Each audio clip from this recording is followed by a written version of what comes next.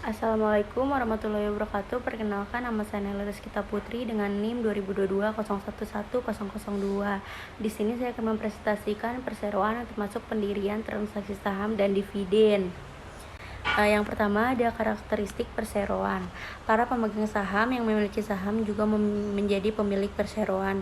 Mereka dapat membeli dan menjual saham tanpa mempengaruhi kegiatan operasi atau eksistensi berkelanjutan perseroan. Perseroan yang sahamnya diperdagangkan secara terbuka disebut perseroan terbuka, sedangkan perseroan yang sahamnya tidak diperdagangkan disebut dengan perseroan tertutup. Pemegang saham perseroan memiliki kewajiban yang terbatas, artinya kreditor perseroan biasanya tidak diperkenankan untuk mengambil alih aset perusahaan dalam memenuhi klaim mereka. Yang B ada mendirikan perseroan di Indonesia.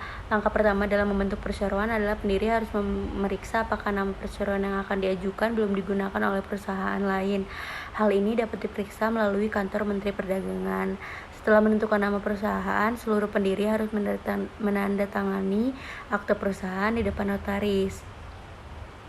Yang C ada ekuitas pemegang saham. Ekuitas pemilik biasanya dalam perseroan disebut ekuitas pemegang saham. Investasi pemegang saham atau modal. Dalam neraca perseroan, bagian ekuitas pemegang saham melaporkan jumlah masing-masing dari dua sumber utama ekuitas pemegang saham. Yang D ada modal yang disetor penerbit saham dari penerbitan saham. Karakteristik saham yaitu jumlah modal pasar perseroan disebutkan dalam akte pendiriannya. Sisa saham yang berada dalam kepemilikan para pemegang saham disebut saham beredar. Oleh karena itu, perseroan memiliki kewajiban yang terbatas. Kreditor tidak dapat mengklaim aset pribadi pemegang saham. Akan tetapi di Amerika Serikat berbeda dengan undang-undang negara bagian lain mengharuskan perseroan untuk mempertimbangkan kontribusi minimum pemegang saham untuk melindungi kreditor mereka. Jumlah minimum ini disebut modal hukum. Jumlah minimum modal hukum berbeda-beda di setiap negara, tetapi biasanya mencakup jumlah nominal atau nilai yang tertera dari saham yang diterbitkan.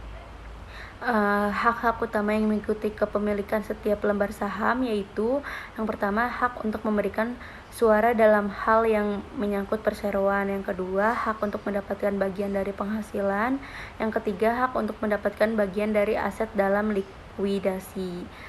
Yang selanjutnya kelas saham.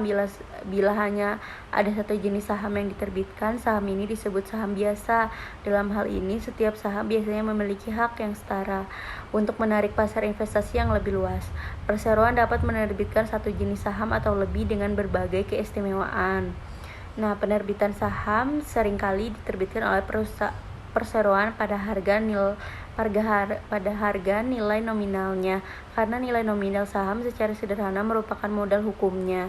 Harga jual saham yang ditetapkan oleh perseroan tergantung pada faktor seperti yang pertama faktor keuangan, catatan pendapatan, dan catatan dividen perseroan. Yang kedua harapan investor terhadap kemampuan perseroan menghasilkan pendapatan potensial. Yang ketiga kondisi dan prospek bisnis dan ekonomi secara hukum. Selanjutnya saham harga premium. Saat saham diterbitkan pada harga premium, akun kas atau akun aset lainnya didebit sebesar jumlah yang diterima. Saham biasanya atau saham preferen kemudian dikredit sebesar nilai nominalnya. Kelebihan jumlah yang dibayarkan di atas nilai nominal merupakan bagian dari total investasi pemegang saham dalam perseroan.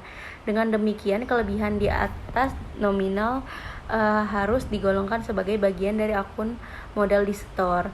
Akun bernama Agio Saham biasanya dikreditkan sebesar jumlah selisih tersebut. Saham tanpa nilai nominal diberikan tapi bukan di negara Indonesia. Baik saham preferen maupun saham biasa dapat diterbitkan tanpa nilai nominal. Saat saham semacam ini diterbitkan, seluruh hasil yang diterima dikreditkan ke akun saham. Hal ini adalah wajar meskipun harga saham yang diterbitkan berbeda-beda dari waktu ke waktu.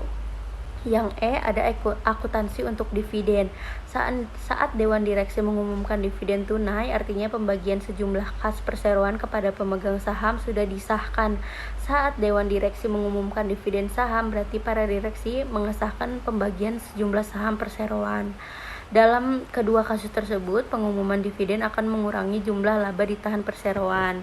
Yang F ada dividen tunai, yaitu pembagian pendapatan secara tunai oleh perseroan kepada para pemegang saham disebut dividen tunai atau dividen kas. Meskipun dividen dapat dibagikan dalam bentuk aset lainnya, dividen tunai merupakan bentuk yang paling umum digunakan.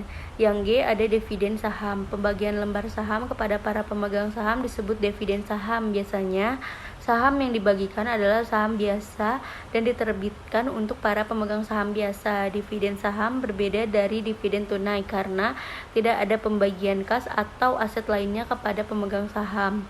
Yang H, ada transaksi saham teasuri. Sebuah perseroan dapat membeli saham miliknya untuk dijual kembali kepada karyawan, untuk diterbitkan kembali sebagai bonus untuk karyawan atau untuk mendukung nilai pasar saham tersebut. Sebagai contoh, PTA membeli kembali saham biasanya yang menyatakan dua kegunaan utama dari saham tersebut adalah untuk rencana kompensasi intensif dan rencana tabungan karyawan. Saham yang telah diterbitkan oleh sebuah perseroan dan kemudian diperoleh kembali disebut saham teasuri. Yang I, ada ekuitasi pemegang saham di neraca, yaitu perubahan yang signifikan dalam ekuitas pemegang saham dalam satu periode. Dapat disajikan baik di laporan ekuitas pemegang saham atau catatan laporan keuangan. Hak dan keistimewaan dalam berbagai kelas saham yang beredar harus diungkapkan. Melaporkan laba ditahan. Sebuah perseroan dapat melaporkan perubahan dalam laba ditahan dengan cara menyiapkan laporan laba ditahan yang terpisah. Kombinasi laporan laba rugi dan laba ditahan atau laporan ekuitas pemegang saham. Yang K, yaitu laporan ekuitas pemegang saham. Jika perusahaan dalam ekuitas pemegang saham hanya terdiri pada laba bersih atau laba rugi bersih dan dividen, maka laporan laba ditahan saja sudah dicukupi. Akan tetapi saat perseroan juga mengalami perubahan dalam saham dan akun modal di sektor lainnya, biasanya disiapkan laporan ekuitas pemegang saham. Sekian presentasi dari saya, kurang lebihnya mohon maaf. Wassalamualaikum warahmatullahi wabarakatuh.